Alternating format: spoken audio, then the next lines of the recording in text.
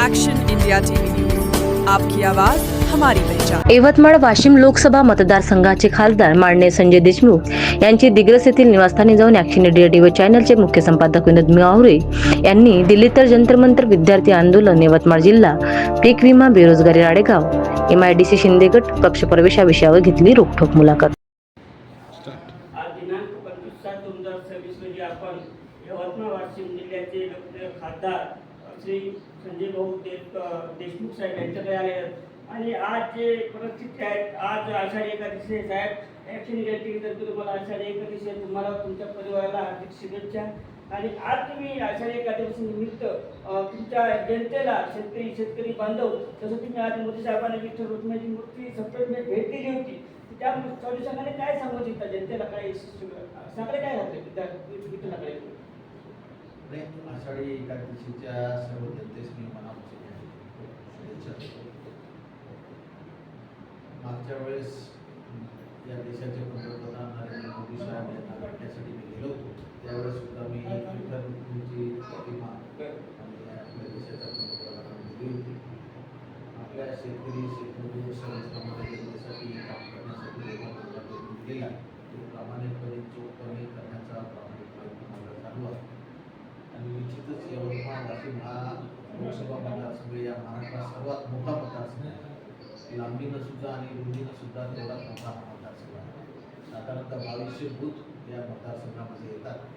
जेवढ्या लोकांशी संपर्क करता येतो तेवढा करण्याचा प्रामाणिक प्रयत्न आमचा सातत्याने या ठिकाणी झालेला आहे। रोज सकाळी 6 वाजेपासून तर रात्री 12 वाजेपर्यंत कोणाही व्यक्तीला भेटण्याचं काम मी माझ्या माध्यमातून सातत्यानं ज्या दिवशी निवडून यायच्या 6 महिने आधीपासून तर आजपर्यंत एकही दिवसाची सुट्टी घेतली नाही। सातत्यानं लोकांचा विकास लोकांचे काम कसे करता येईल असा प्रयत्न चाललेला आहे।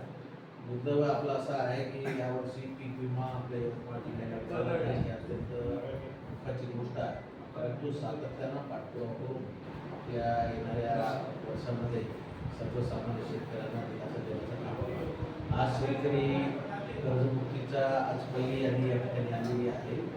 त्या यादीचा संबंधित आपल्या सर्व शेतकरी बांधवांनी त्या बाबतीत पाठपुरावा करावा आणि ज्या ज्या शेतकरी बांधवांना या कर्जमुक्तीचा फायदा मिळाला नाही अशांनी सुद्धा आमच्याशी संपर्क साधावा।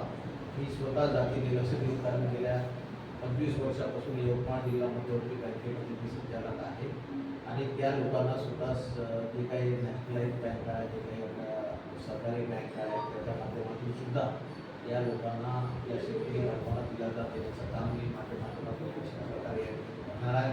ज्या ज्या लोकांना अडचणी येत असेल त्यांनी माझ्याशी संपर्क साधावा आणि सदैव त्यांना निश्चितपणे या कर्जमुक्तीचा फायदा देण्याचं साहेब, आपण आता निवडून आला रायगड विधानसभामध्ये आपल्याला खूप लीड 24-25 हजाराचं तुम्हाला लीड भेटतं आणि त्या बेरोजगारीचं प्रमाण खूप आलं। त्यासाठी तुम्ही एक मागे घोषणा केली होती का आपण MIDC काही करू का, पण काही झालेलं असं त्या बेरोजगारीचं म्हणणं आहे, त्याबद्दल आपण काय सांगू इच्छिता?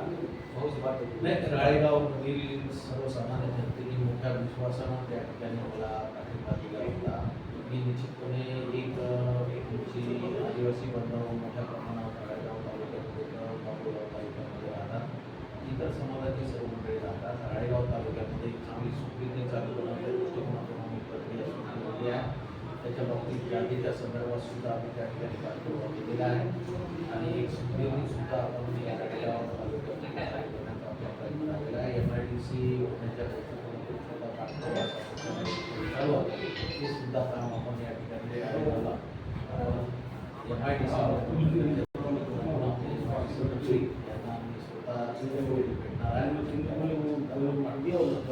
साहेब, एक शेवटचा प्रश्न आहे साहेब, आता जे जंतर मंतरवर दिल्लीचे विद्यार्थ्यांचं आंदोलन झालं त्या ठिकाणी काही लाठीचार्ज झाला, त्या विद्यार्थ्यांचं काय तुम्ही सांगू इच्छिता?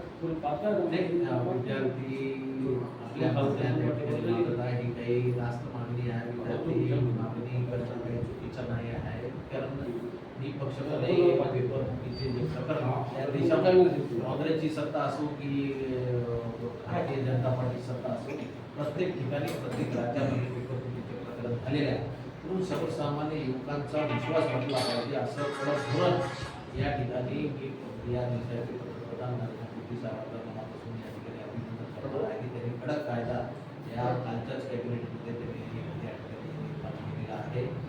दहशतीच्या याच्या खाली या ठिकाणी ही जी काही फ्रॉड करणारी मंडळी, हे काही मोजकी मंडळी आहे, व्यावहारिक मंडळी आहे, व्यावसायिक मंडळी आहे, यांनी अनेक राज्यामध्ये कोणतेही सरकार असेल, काँग्रेसचं असो, शिवसेनेचं असो, कोणत्याही सरकारमध्ये प्रत्येक सरकारमध्ये टीईटी घोटाळा असो, कोणताही घोटाळा असो, परीक्षेचा घोटाळा झालेला आहे. म्हणून सर्वसामान्य लोकांमध्ये उद्रेक निर्माण झालेला आहे. प्रत्येक व्यक्तीला असं वाटतं की आपल्या मुलाबाळाचं भविष्य काय, म्हणून या उद्रेकामधून जे काही आमची सर्व युवक मंडळी सामूहिकच्या या गोष्टीचा हे करावं. आपले अनुसार यांनी उपोषण सुद्धा त्या ठिकाणी सोडवलं, त्यांचं सुद्धा मी आभार व्यक्त करतो, कारण देशामध्ये परिस्थिती बिघडू नये आणि युवकांना सुद्धा त्या ठिकाणी कुठल्याही प्रकारच्या केसेस त्यांच्यावर होऊ नये याच्या बाबतीत सुद्धा आम्ही सभागृहात आवाज निश्चित प्रकारे या ठिकाणी बोलणार आहोत. परंतु जे या देशाचे निश्चितपणे युवकांना या ठिकाणी दिलासा देण्याचं कामच होईल अशी शासन. सर, एक छोटासा शेवटचा प्रश्न. सर, आपण आता खासदार निवडून आलात ते उद्धव साहेब शिंदे ठाकरे गटातून आले आणि आज जे तुम्ही आज पक्षांतर केलं आपले शिंदे साहेबांकडे, याबद्दल तुम्ही काय सांगू? त्यांचं कसं म्हणणं आहे साहेबांनी करायला नव्हतं पाहिजे पण तुम्ही केलं, याबद्दल काय तुमचं म्हणणं? नाही, सर्वसामान्य जनतेनं या ठिकाणी आम्हाला निवडून दिलेल्या आणि ठाकरे यांनी सुद्धा त्यांचा आशीर्वाद सुद्धा होता, त्यांनी सुद्धा मला त्या ठिकाणी तिकीट दिली. त्यांच्या बाबतीत मी या ठिकाणी काही बोलणार नाही, ते फार मोठे नेते आहे, मी फार छोटा माणूस आहे. परंतु परिस्थिती अशी होती की विकासात्मक कामं करायची असत सत्तेमध्ये राहण्याची गरज होती. कारण लोक ज्या विश्वासानं ज्या कोणत्याही प्रकारची आशा न बळगता लोकांनी मला निवडून दिले, त्यात सुद्धा असते कोणतं एक गावात काम झालं पाहिजे, हे गाव झालं पाहिजे, समाज वेगळे झालं पाहिजे, काही मोठे काम आले पाहिजे, अशी त्यांची अपेक्षा होती. त्या अपेक्षेची पूर्तता होत नव्हती. दीड 2 वर्षामध्ये बरेच लोक नाराज होत चालले होते. म्हणून मग विकासात्मक कामासाठी आम्ही त्या ठिकाणी निर्णय घेतला. मी एकट्याने निर्णय घेतला, हे 6 खासदारांनी केला आणि ते कायद्याच्या चौकटीत बसत होतं म्हणून निर्णय घेतला. कायद्याच्या चौकटीत जर बसत नसतं मग आम्ही तो निर्णय घेतला नसता. विकासाच्या माध्यमातून लोकांची मदत होतो, काही लोकांचा विरोध सुद्धा त्या ठिकाणी होता, परंतु हे तुमचा अधिकार आणि ते तेवढं प्रतिकार करणं सुद्धा लोकांनी केला किंवा लोकांनी काही बोलले असतील तर त्याच्यात वाईट वाटण्याचं काही कारण नाही. परंतु आम्ही हा जो निर्णय घेतला लोकांच्या बाबतीत विकासात्मक कामासाठी त्याच्यामुळं त्याच्यात काही प्रॉब्लेम नाही. आम्ही पक्षप्रमुखाचा आता पूर्वी सुद्धा ठेवला, पुढं सुद्धा आम्ही ठेवणार आहोत आणि आता या ठिकाणी काम करतो. त्या ठिकाणी आपले उपमुख्यमंत्री एकनाथ शिंदे, आपले राज्याचे मुख्यमंत्री देवेंद्र फडणवीस साहेब यांनी सुद्धा विकासात्मक कामासाठी आता भरपूर असा निधी आम्हाला दिलेला आहे, ते सुद्धा आम्ही गावाला धन्यवाद. साहेबांनी सांगितलं की खूप निधी साहेबांनी दिलेला आहे, आपले मुख्यमंत्री उपमुख्यमंत्री निधी खूप दिला आहे. त्यामुळं मी विकासाच्या कामात कुठेचा पाठिंबा राहील मला आणि पहिल्यांदा दृष्टिकोन राहील.